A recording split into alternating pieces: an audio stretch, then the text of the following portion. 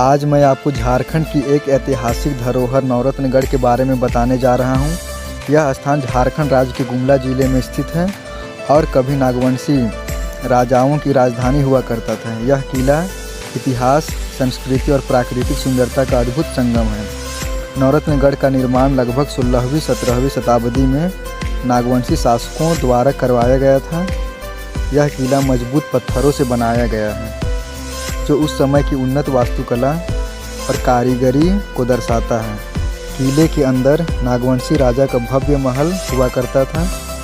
इस महल में कई कमरे, दरबार हॉल और गुप्त रास्ते थे। राजा यहीं से अपनी प्रजा का शासन चलाते थे और महत्वपूर्ण फैसले लेते थे।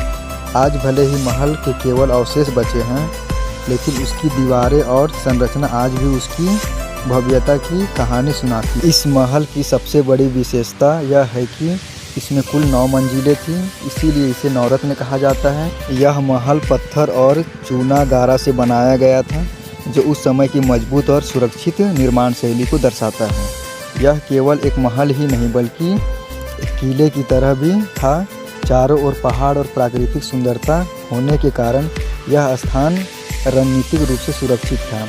यहीं से नागवंशी राजा अपनी शासन चलाते थे। मजबूत पत्थर और ईंटें की दीवारें, अंदरूनी घर की दीवारें बहुत मोटी और मजबूत हो, जो सुरक्षा और ठंडक दोनों प्रदान करती थी।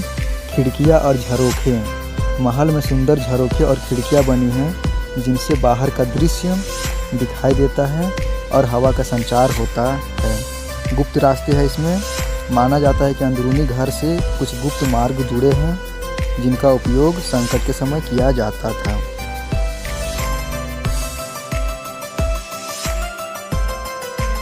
किले के पास एक सुंदर और बड़ा तालाब भी बना हुआ है, जिसे राज तालाब या रानी तालाब कहा जाता है। इस तालाब का उपयोग राज परिवार के लोग स्नान, पूजा और पानी की आवश्यकता के लिए करते थे।